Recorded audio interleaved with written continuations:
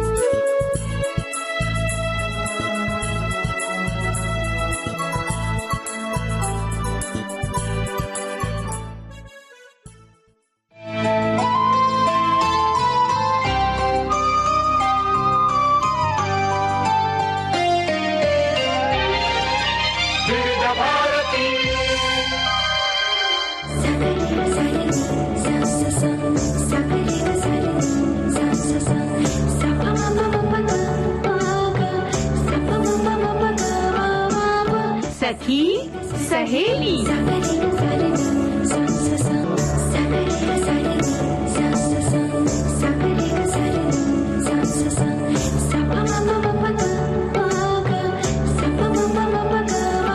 सखी सहेली।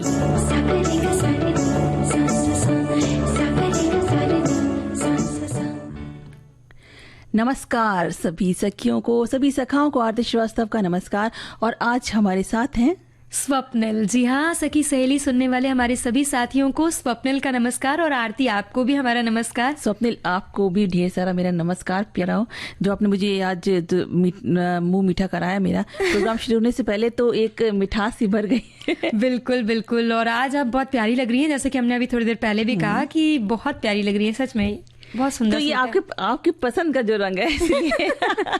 ये बात सही कही है। खैर चलिए, हम अब शुरुआत करते हैं और एक बार बता देते हैं ना अपने साथियों को, सुनने वालों को, कि हमारे आज के विषय क्या हैं। तो आज हम दिन विशेष में संविधान दिवस की बात करेंगे। हाँ, और हम आज बात करने वाले हैं जरा याद करो कुर्बानी के अंतर्गत तुंगतुरी प्रकाशम जी के बारे में।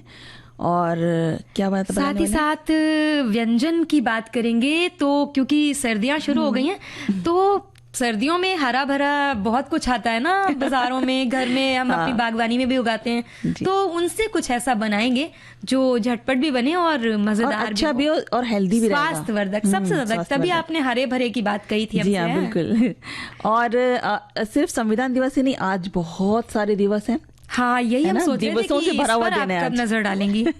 आज बहुत सारे दिवस है, तो सबके बारे में थोड़ी थोड़ी सी, क्योंकि सबके बारे में पूरी एकदम विस्तार से चर्चा करनी संभव नहीं है, लेकिन हम थोड़ी थोड़ी बातें सबके बारे में करेंगे। चीजों के बारे में एक बार नजर जरूर डालेंगे। और साथ ही साथ चूंकि बातों में बात रह जाती है, तो बातों को बात रहने दें, इस पर भी हम बात जरूर करेंगे। बिल्कुल, इस पर बात करना बहुत जरूरी है, क्योंकि अगर बात को बात नहीं रहने दिया जाए ना, तो बात बहुत ज्यादा बढ़कर बात का कुछ और ही बन जाता है। हाँ, और ये जो गोल मोल सी बातें आप हमसे कर रही हैं, इनको जरा सुलझा के हमें बताइएगा कि आखिर बात है क्या। लेकिन उससे पहले क्यों ना अपने, तो इतने खूबसूरत से गीत के बाद अब चलिए अपने विषय पर आते हैं। और आप सबसे पहले क्या बात बता रही थी आरती उस समय हमें? आज हम बात करेंगे सबसे जरूरी दिवस की, यानी कि संविधान दिवस की, जिसकी वजह से हमारा देश एक लोकतंत्र देश कहलाता है। बिल्कुल बिल्कुल सही बात है। और पता है आरती, हमारे देश में हर साल 26 नवंबर को भारत के संविधान को अपनाने के उपलक्ष्य में ये दिन मनाया जाता है। भारत की संविधान सभा ने 26 नवंबर सन 1949 को भारत का संविधान अपनाया था, जो 26 जनवरी सन 1950 से लागू हुआ था। बिल्कुल। और इसी विषय पे हमारे एक श्रोता ने लिखा भी है कि भारत का संविधान साल 1949 के दिन आज ही के दिन यानी कि 26 नवंबर के दिन बनकर तैयार हुआ था। संविधान सभा के प्रारूप समिति के अध्यक्ष डॉक्टर भीमराव अंबेडकर जी थे।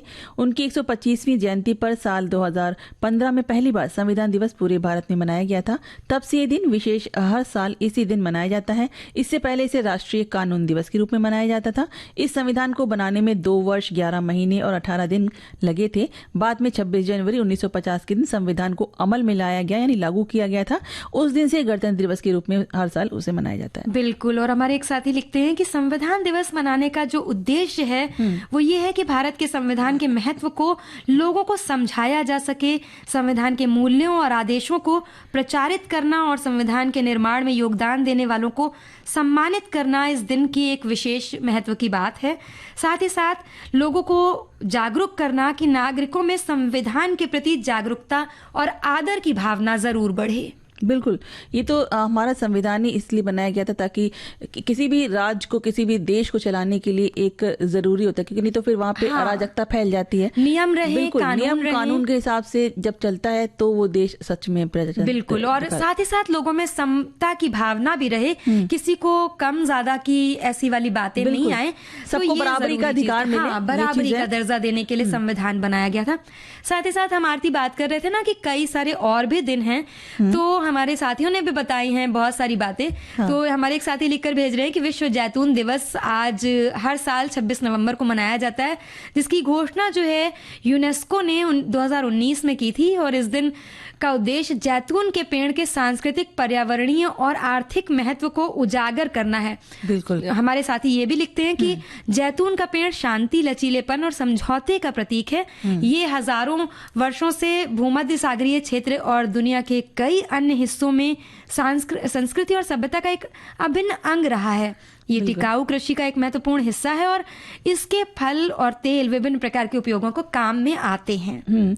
और जो विश्व जैतून वृक्ष दिवस है वो ये बताई दिया कि 2019 में यूनेस्को महासम्मेलन के 40वें सत्र में घोषित किया गया था और ये हर साल ये 26 नवंबर को यानी कि आज के दिन मनाया जा ही रहा है। तो ऐसा भी इसलिए भी कहते हैं कि उन देशों के लिए महत्वपूर्ण होता है, बल्कि उन देशों के लिए क्या बल्कि सभी के लिए महत्वपूर्ण है, क्योंकि पेड़ हर देश के लिए महत्वपूर्ण है, पूरी दुनिया के लिए। तो सोचो अब हम लोग खाने में, लगाने में, सब तरह से पूरी दुनिया में सब इस्तेमाल ही कर रहे हैं। बिल्कुल। और इसी तरह से इसको हम पर्यावरण से भी जोड़ के देख सकते हैं। तो आज पर्यावरण का संरक्षण दिवस भी है ना। तो उसके बारे में हमारे एक श्रोता लिखते हैं कि विश्व पर्यावरण संरक्षण दिवस पर्यावरण के प्रति जागरूक होने और पर्यावरण संरक्षण के लिए आवश्यक कदम उठाए जाने के संबंध में मनाया जाता है। ये दिवस प्रतिवर्ष पर्यावरण संतुलन को बनाए रखने और लोगों को जागरूक करने के संदर्भ में सकारात्मक कदम उठाने के लिए 26 नवंबर को मनाया जाता है। हाँ, और साथ ही साथ विश्व सतत परिवहन दिवस भी है आज, और जो कि हर साल आज ही के दिन यानी कि 26 नवंबर को मनाया जाता है, जिसको UNGA यानी कि संयुक्त राष्ट्र महासभा ने सतत आर्थिक विकास को बढ़ावा देने, लोगों के सामाजिक कल्याण में सुधार लाने और देशों के बीच अंतरराष्ट्रीय सहयोग और व्यापार को बढ़ाने के लिए अपनाया था। और इससे क्या होगा कि सभी के लिए सुरक्षित, किफायती, सुलभ और टिकाऊ परिवहन प्रणालियों की महत्वपूर्ण भूमिका को मान्यता दी जा सकेगी। बिल्कुल बिल्कुल। और स्वप्निल, एक और श्रोता है जो लिखते हैं कि विश्व सतत परिवहन दिवस हमें याद दिलाता है कि बेहतर भविष्य का मार्ग स्वच्छ और हरित परिवहन प्रणालियों पर निर्भर करता है। परिवहन विश्व की संचार प्रणालियों का प्रतिनिधित्व करते हैं जो लोगों और वस्तुओं को विभिन्न देशों और विश्व भर में पहुंचाता है, रोजगार का सृजन करता है और समृद्धि को बढ़ावा देता है। तो आज सभी इतने सारे दिवस हैं, सभी हमें एक सोचने पे, एक जागरूकता फैलाने के लिए हमें याद दिलाने का एक कि बिंदु बनते हैं। बिल्कुल। ताकि हम अपने जो आम जनजीवन है उसमें जो भागदौड़ वाली जिंदगी हम सबकी हो गई है, तो उसमें भूल जाते हैं कई बार कुछ जरूरी बातें, या याद भी रहती हैं तो उसमें हम अमल नहीं ला पाते। तो इसलिए जरूरी है, इन दिवसों का यही महत्व है, यही उद्देश्य है कि कम से कम उस दिन उन चीजों को समझें, जानें और अपनी जागरूकता के साथ साथ लोगों को भी जागरूक बनाएं। हमारा ये कर्तव्य है। बिल्कुल। और इसी तरीके से जब अगर हम जागरूक बनेंगे तो हम अपने सामने अगर कोई पेड़ को नुकसान पहुंचा रहा है या इस तरह से कर रहा है तो हम उनको बोल सकते हैं, कह सकते हैं, लोगों को बता सकते हैं कि भाई कितनी जरूरी है इस समय। आप देखिए कई शहरों में इस समय अंदर सांस लेना भी, प्रदूषण कितना सांस लेना भी देखिए मुश्किल बढ़ हुआ गया पड़ा है। है, एकदम सच गैस में। चैम्बर में जैसे रह रहा हूँ इस तरीके से हो रहा है। तो क्यों हो रहा है? क्योंकि पर्यावरण के प्रदूषण की वजह से हाँ, हो रहा है। खिलवाड़ पेड़ हम कट रहे प्रकृति हैं से करेंगे। बिल्कुल, और उतनी तेजी से पेड़ लग नहीं रहे हैं। बिल्कुल बिल्कुल। और ये भी है कि ये चीजें, ये दिन, ये बिंदु इसीलिए महत्वपूर्ण होते हैं ताकि कम से कम उस दिन पर हम अपनी समझ में ये चीजें लाएं और अपने आने वाली जो जनरेशन है, जो लोग हैं, उन्हें भी ये गंभीरता से समझा सकें। बल्कि बच्चे ज्यादा समझदार हाँ, हो गए हैं इस बात समझदार को हो लेके, गए हैं। और वो खुद छोटी छोटी पेड़ लगाते हैं और कहते हैं कि नहीं हमें ये चीज करनी है। वो लोगों को जागरूक करने में लगे हैं इसमें। ये बहुत अच्छी बात है। बिल्कुल। आज के दिन विशेष सेमिनार होते हैं स्कूल और कॉलेजेस में, अलग अलग तरीके के वाद विवाद और संगोष्ठियां भी की जाती हैं ताकि बच्चों को शुरुआत से ही इन चीजों का महत्व समझाया जा सके। और हम यही कहेंगे कि हर व्यक्ति का अपने स्तर पर जागरूक होना और कर्तव्य निभाना बहुत जरूरी है। बिल्कुल। एक गीत सुन लेते हैं, ये भी हमारा कर्तव्य है गीत सुनाना। बिल्कुल। एक बार फिर से आप सभी सुनने वालों का स्वागत है कार्यक्रम सखी सहेली में। और नजराना प्यार का नजराना प्यार का हमने आपको भेजा और बहुत सारी बातें आप सब हमारे साथ साझा कर रहे हैं अपने संदेशों में। तो चलिए, अब आरती किस बारे में बात करनी थी हमको? अब हम ले लेते हैं जरा याद करो कुर्बानी वाला अपना सेगमेंट। हाँ बिल्कुल। जिसमें आज हम बताने जा रहे हैं तुंगतुरी प्रकाशम जी के बारे में। तो स्वप्निल, तुंगतुरी प्रकाशम पंतुलू का जन्म हुआ था 23 अगस्त 1872 को मद्रास प्रेसिडेंसी, जिसको कि अब प्रकाशम जिला है जो आंध्र प्रदेश में, उसको, और वहाँ पे ओंगोल से 26 किलोमीटर दूर विनोदार निपेलम गांव में सुबम्मा और गोपाल कृष्णैया के तेलुगु नियोगी ब्राह्मण परिवार में हुआ था उनका जन्म। बिल्कुल। और ऐसे बहुत सारे स्वतंत्रता सेनानी हैं ना आरती, जिनके बारे में हम ज्यादातर नहीं जानते। कभी कभार ऐसे ही पढ़ने सुनने में आता है, लिखने में आता है, तब ऐसे जानकारी पता चलती है। ऐसे ही जब प्रकाशम मात्र 11 साल के थे तब उनके पिता का निधन हो गया था और परिवार का जो भार था वो उनकी माँ के कंधों पर आ गया था। उनकी माँ सुबम्मा अपने परिवार का पालन पोषण करने के लिए ओंगोल चली गई और उन्होंने वहां पर एक छोटा सा बोर्डिंग और लॉजिंग होम जो है वो चलाना शुरू कर दिया था। और प्रकाशम स्वयं अपनी पढ़ाई का खर्च उठाने के लिए ओंगोल के अमीर लोगों के घरों में काम करते थे। प्रकाशम की अच्छी कदकाठी के कारण वो रंगमंच में भी सक्रिय रूप से भाग लेते थे और उन्हें खेलों का भी बहुत ज्यादा शौक था। हालांकि नाटकों और खेलों में उनकी रुचि के कारण प्रकाशम की शिक्षा में बाधा आई और वो केवल 10वीं कक्षा तक ही जा पाए। हाँ, क्योंकि खेलों में इतनी ज्यादा रुचि थी ना, इस वजह से उनका पढ़ाई में थोड़ा सा ध्यान भटक जाता था। प्रकाशम के शिक्षक इमानी हनुमंत राव नायडू ने उन्हें प्री मैट्रिक में दाखिला दिलाया और उनकी जो शिक्षा का खर्च था वो भी उन्होंने ही उठाया। और जब हनुमंत राव राजमुंदरी गए तो वो प्रकाशम को अपने साथ लेके गए थे। वो उस समय पर एक बहुत प्रसिद्ध शिक्षा का केंद्र था और हनुमंत राव ने प्रकाशम को कला पाठ्यक्रम में दाखिला दिलाया और बाद में उन्हें कानूनी पढ़ाई करने के लिए चेन्नई भेज दिया था। बिल्कुल। और प्रकाशम जल्द ही एक सफल वकील भी बन गए और 35 साल की उम्र में राजमुंदरी नगर पालिका के अध्यक्ष बन गए। प्रकाशम 1904 में बैरिस्टर बनने की चाह में लंदन चले गए। कानून की उच्च शिक्षा पूरी करने के बाद 1907 में भारत लौट कर आए और मद्रास उच्च न्यायालय में अपनी वकालत की उन्होंने शुरुआत करी। देखिए, जिन्हें पढ़ने का मन नहीं हुआ करता था उन्होंने कितनी ऊंची डिग्री प्राप्त करी बाद में। सही बात है। प्रकाशम ने अपने समय में अन्य स्वतंत्रता सेनानियों का सक्रिय रूप से समर्थन किया था। वकालत शुरू करने के बाद वे एक सक्रिय नेता थे। किसी भी अशांति या दंगे के समय घटनास्थल पर सबसे पहले पहुंचने वालों में से ये एक हुआ करते थे हमेशा। प्रकाशम ने अपनी वकालत की प्रैक्टिस इसी स्वतंत्रता संग्राम की वजह से छोड़ दी थी और जितना भी उन्होंने अपनी संपत्ति या धन अर्जित किया था अपनी वकालत से, वो सारा का सारा राष्ट्र सेवा में समर्पित कर दिया था। बिल्कुल। और वो तेलुगु, अंग्रेजी और तमिल में स्वराज पत्रिका के संपादक बन गए। प्रकाशम की प्रसिद्धि 1928 में साइमन कमीशन के विरोध में चेन्नई के पेरिस कॉर्नर में हुई घटना से बढ़ी।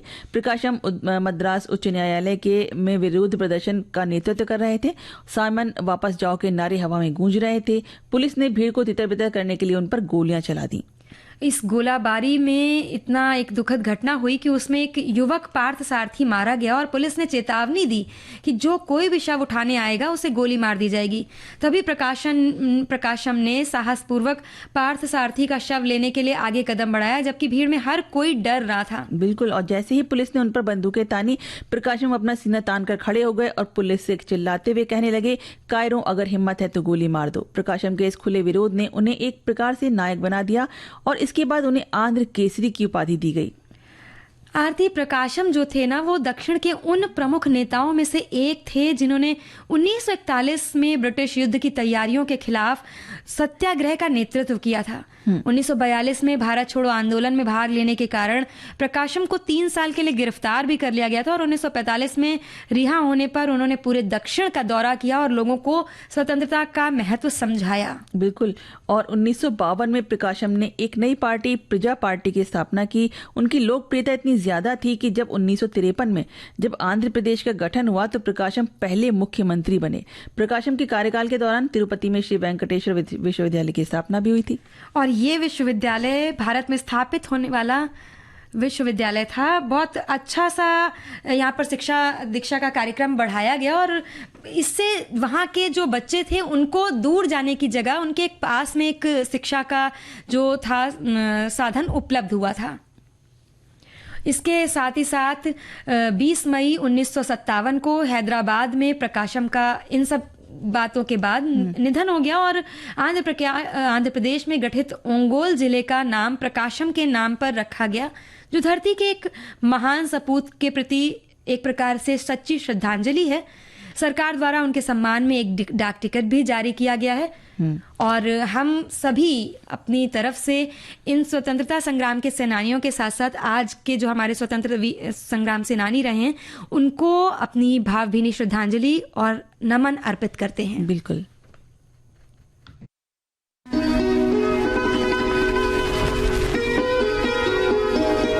कुछ रेशमी ख्वाब, कुछ मखमली अंदाज, सदाबहार गानों की महफिल।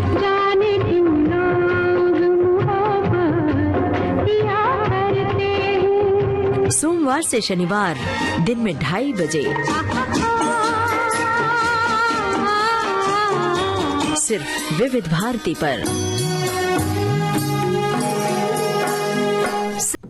स्वप्निल अभी एक प्यारा सा गीत सुनवा रहे तो। अच्छा, हमने सोचा अंतराल के बाद हम बातें करेंगे। नहीं, पहले गीत सुनते। बात रहने दो। अच्छा चलो। हाँ, तो हम इस गीत से पहले बात कर रहे थे स्वतंत्रता संग्राम सेनानी तो प्रकाशम जी की। तो हमारे कई सारे साथियों ने भी बहुत सी बातें उनके बारे में लिखकर भेजी हैं। हमारे एक साथी लिखते हैं कि आंदोलनों में भाग लेने के कारण उन्हें काफ़ी सारी जेल की सजाएं मिली। 1927 में साइमन कमीशन के विरोध में आयोजित प्रदर्शन पर पुलिस द्वारा की गई गोलाबारी में जो जैसे हमने अभी बताया कि अपने एक मृत साथी को निकालने के लिए उन्होंने बहुत हिम्मत का काम किया था। तो ये भी बता रहे हैं कि उन्हें आंध्र केसरी के नाम से प्रसिद्धि मिली और जो 1937 में जब देश में पहले कांग्रेसी मंत्रिमंडल स्थापित हुए तो टी प्रकाशम सी राजगोपालाचारी के मंत्रिमंडल में राजस्व मंत्री के रूप में सम्मिलित हुए थे।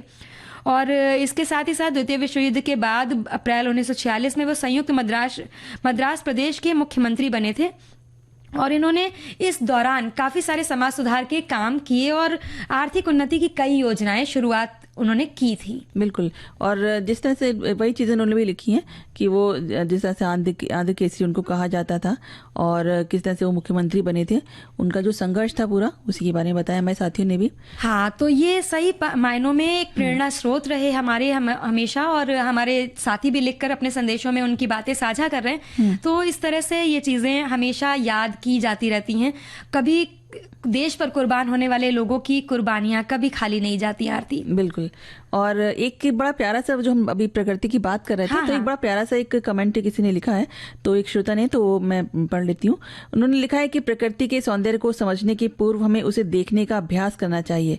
जब देखते हैं ना तो आंखों के जरिए हम उसको महसूस कर पाते हैं, है ना। उसको जब हम देखते हैं तो उसको महसूस करते हैं और उसके बाद उसके प्रति हमारा जो एक अफेक्शन होता है वो आता है ना। तो प्रकृति की तरफ ध्यान न देने की अपेक्षा उसे देखना सहज है ना। और जिस वस्तु की ओर मनुष्य देखे उसके रहस्य को जान लेना मनुष्य का स्वभाव ही होता है। तो इस तरीके से हम प्रकृति से और ज्यादा लगाव कर सकते हैं। बिल्कुल, ये बातें हम आगे जारी रखेंगे आरती, लेकिन उससे पहले ये अंतराल।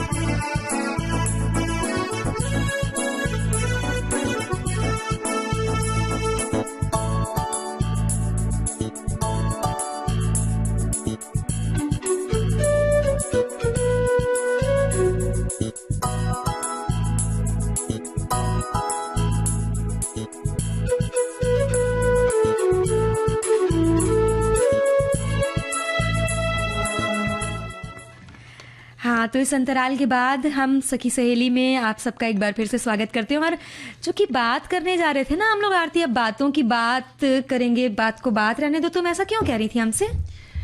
एक घुट पानी तो पी लेने देती पहले। मैं पानी पी रही थी, इसलिए मैं तुम्हारी बात का जवाब नहीं दे रही थी।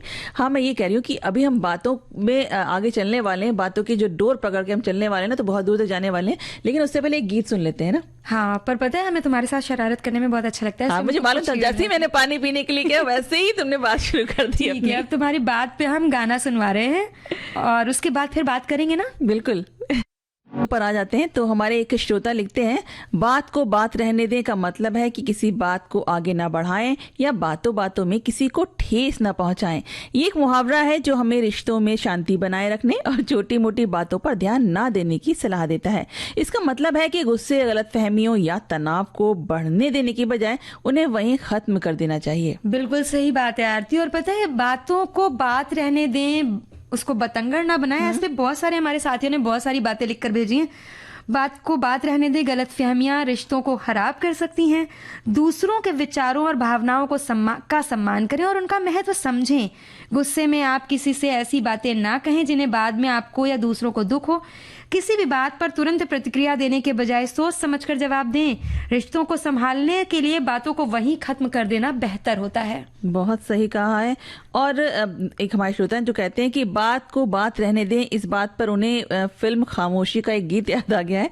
कहते हैं कि हमने देखी है उन आंखों की महकती खुशबू, हाथ से छू के इसे रिश्तों का इल्जाम ना दो, प्यार को प्यार ही रहने दो और कोई नाम ना दो। इसलिए बात को बात ही रहने दो, कोई बतंगड़ ना बनाओ जिससे किसी व्यक्ति के दिल को ठेस पहुंचे। बिल्कुल। और ये बात का जो मुद्दा आज हम लोगों ने जो विषय लिया है वो इस बारे में भी तो लिया था ना आरती, की मतलब जैसे बहुत ज्यादा बात करने पर भी कभी कभी बात बिगड़ जाती है ना। बिगड़ जाती है और बहुत बुरी तरीके से। किस तरह बिगड़ जाती है? मतलब होता है कि हम लोग भावनाओं में बह जाते हैं, या जैसे किसी बहुत ही विशेष व्यक्ति से या जिससे हम बहुत खुले होते हैं, क्योंकि ज्यादातर बातें तो आरती उसी से हम करते हैं ना जो बहुत ज्यादा हमारे करीब होता है। और बात करते रहेंगे, कभी किसी भी विषय पर बात शुरू हुई और वो पता नहीं कहाँ की कहाँ पहुंच जाती है। सही बात है। और दूसरी चीज ये भी है ना कि जब ज्यादा बोलने लगते हैं ना कि तो लोगों के एक मन में एक इमेज सी बन जाती है कि अरे भैया ये बंदा बहुत बोलता है या भैया बहुत बोलती है, तो थोड़ा सा लोगों को लगता है कि हमारा बहुत सारा समय भी चला जा रहा है इस बीच में, तो वो थोड़ा सा बचने की कोशिश करने लगते हैं कि अरे भैया ये बंदा आ रहा है, ये आ रहा है, थोड़ा सा अब निकल लो, कहीं ऐसा ना पकड़ लेंगे तो 1 घंटे की छुट्टी होता है ना। हाँ, ऐसा वही चीज, तो ऐसे में लोग बचने भी लगते हैं। तो मतलब वही कहते हैं ना, आती किसी चीज की अच्छी नहीं होती है। तो बहुत बोलने वाला व्यक्ति हो चाहे बहुत चुप रहने वाला, दोनों में सामंजस्य बिठाना है। या तो अब कभी कभी क्या होता है, जब ज्यादा बोलते बोलते क्या होता है, बात खराब हो गई तो फिर उस समय लगता है हाय क्यों बोला, मुंह से निकल गई, ओ अब हम नहीं बोलेंगे। तो ऐसा वही ना, जो मुंह से निकल गई बात ना, तीर कमान जिस तरह से वो निकल गई तो वापस नहीं आ सकती। बिल्कुल। पहुंच के किसी दूसरे के कान में, और वो उसकी जिम्मेदारी है कि वो उसको अपने पास रखता है या कैसे उस तीसरे पे तक पहुंचा देता है। पहुंचा देता है। ये भी बात बहुत जरूरी, तीसरे तक पहुंचा देता है। और उसके बाद होता है फिर लड़ाई झगड़े दंगे फसाद। ये तो मतलब अगर आपने किसी के बारे में कोई बात कह दी कि भाई वो बहुत बोलता है, इस तरह से भी आपने कह दिया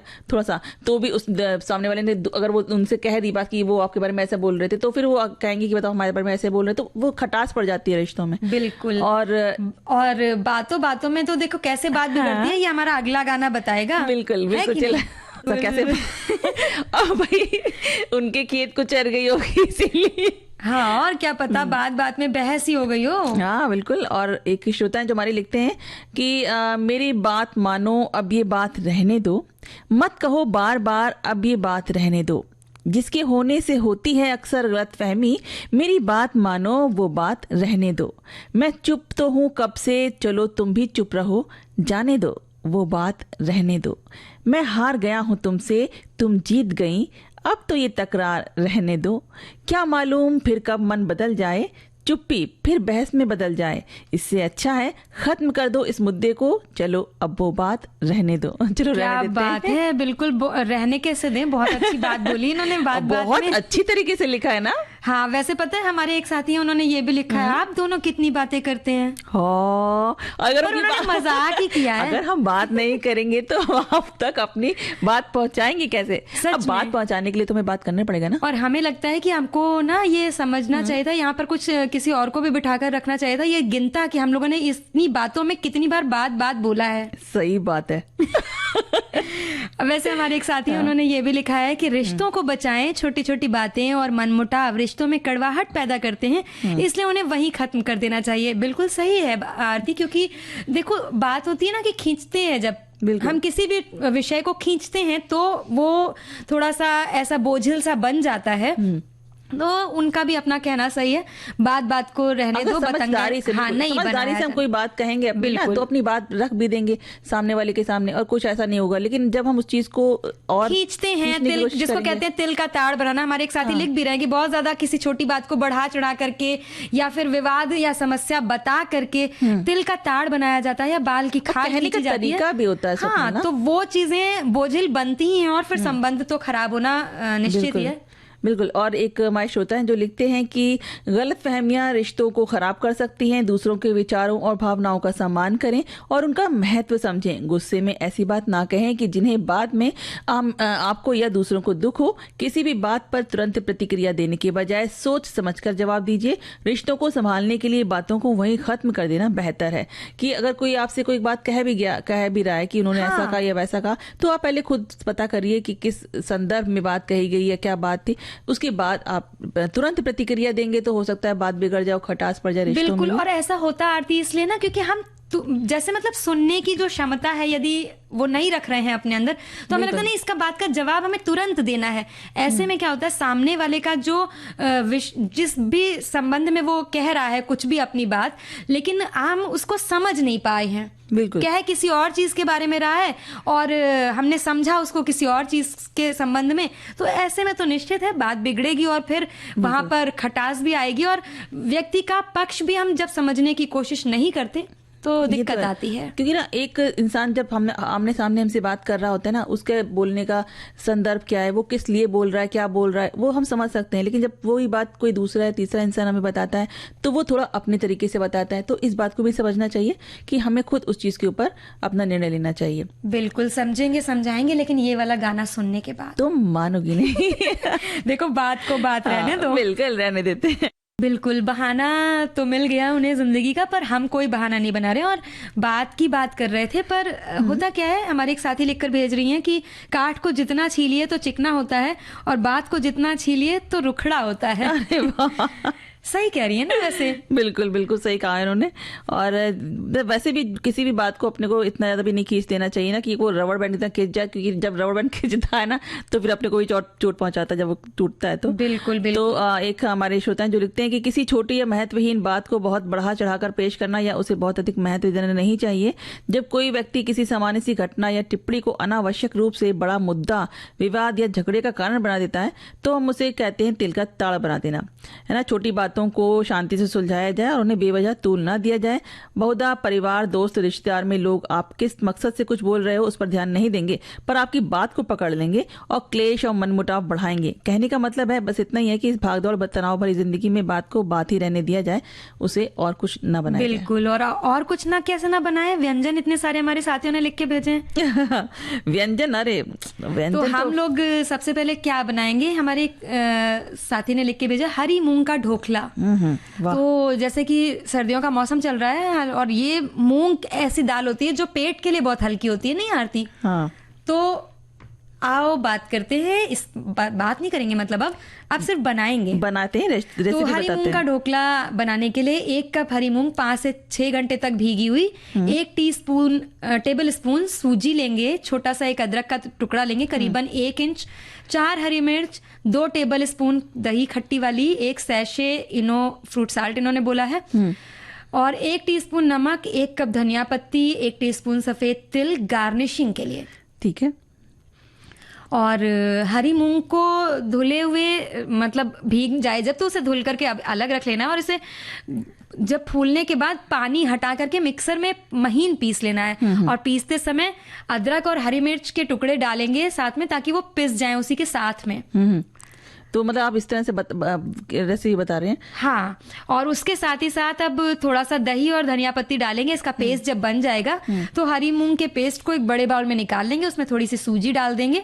अब उसे अच्छे से मिक्स कर लेंगे। इस तैयार बैटर को आधे घंटे रेस्ट के लिए रख देंगे, जिससे कि सूजी फूल जाए। ढोकला जिस बर्तन में बनाना है उसे ग्रीस करके घी से उसमें स्टीमर में पानी डालेंगे और उसे गर्म करने के लिए रखेंगे। इतनी देर में सूजी फूल जाती है और उसमें आप थोड़ा सा पानी डालें और उसे अच्छे से मिक्स करके इसमें नमक और फ्रूट साल्ट डाल करके अच्छे से एक बार और मिक्स करें और तैयार ढोकले के मिश्रण को ग्रीस किए हुए बर्तन में पलट देंगे। अब इसे स्टीम होने के लिए स्टीमर में डालेंगे और ऊपर से थोड़ा सा सांभर मसाला छिड़क देंगे। स्टीम होने के लिए 15 से 20 मिनट के लिए रखेंगे। उसके बाद चाकू या वो जो आजकल टूथपिक वगैरह आते हैं वो डाल करके एक बार चेक कर लेंगे कि ढोकला तैयार है कि नहीं। ये क्लीन निकलता है, यानी कि उसमें कुछ चिपकता नहीं है, तो इसका मतलब है कि ढोकला हमारा तैयार हो गया है। और अब गैस बंद कर देंगे, इसे ठंडा होने के लिए रख देंगे।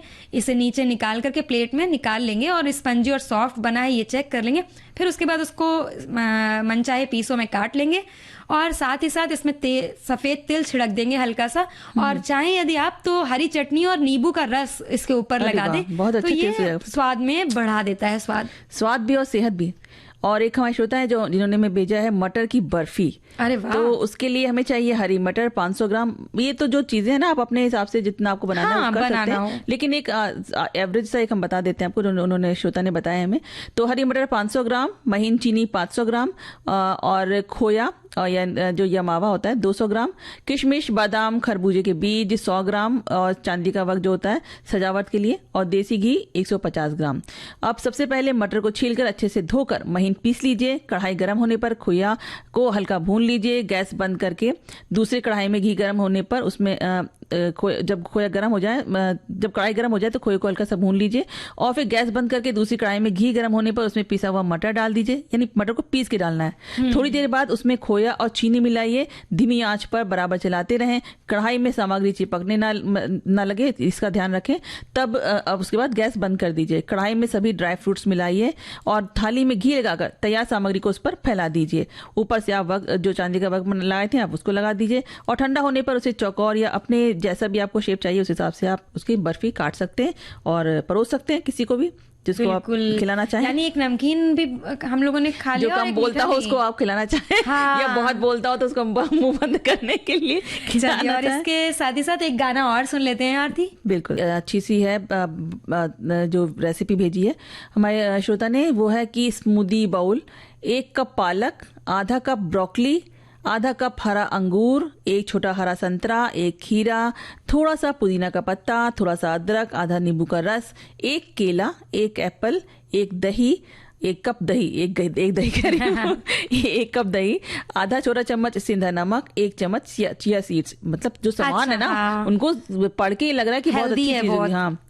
सभी सामग्री को एक प्लेट में निकाल लीजिए। सभी फ्रूट्स और वेजिटेबल को अच्छे से धो लीजिए और छोटा छोटा काट लीजिए और ब्लेंडर में डालकर इसमें नींबू निचोड़ दीजिए। नमक और दही डालिए, चिया सीड्स डालकर थोड़ा सा पानी डालकर अच्छे से ब्लेंड कर लीजिए और एक बाउल में निकाल लीजिए। कटे हुए खीरे, अंगूर, संतरा और एप्पल की स्लाइस से गार्निश करें। चाहे तो फ्रिज में ठंडा करके सर्व करें, या ये स्वाद में मजेदार तो है ही, वेट लॉस में भी मददगार है और साथ ही बॉडी को डिटॉक्स करता है। क्या बात है। और आजकल तो बॉडी को देखो आरती डिटॉक्स करने की बहुत जरूरत पड़ती है, क्योंकि इन्फ्लेमेशन बहुत जल्दी फैलता है और साथ ही साथ जो इन्फेक्शंस हैं, सीजनल जो संक्रामक रोग होते हैं, तो उसमें ये डिटॉक्स जूस और स्मूदीज बहुत काम आते हैं। सही बात है।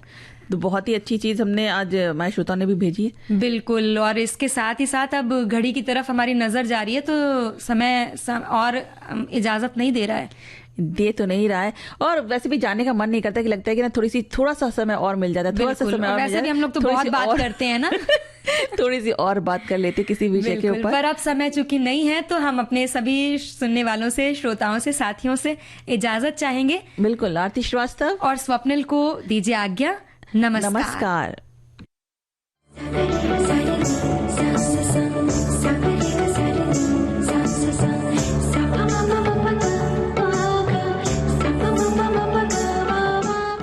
कार्यक्रम की प्रस्तुतकर्ता अनुश्री पाठक।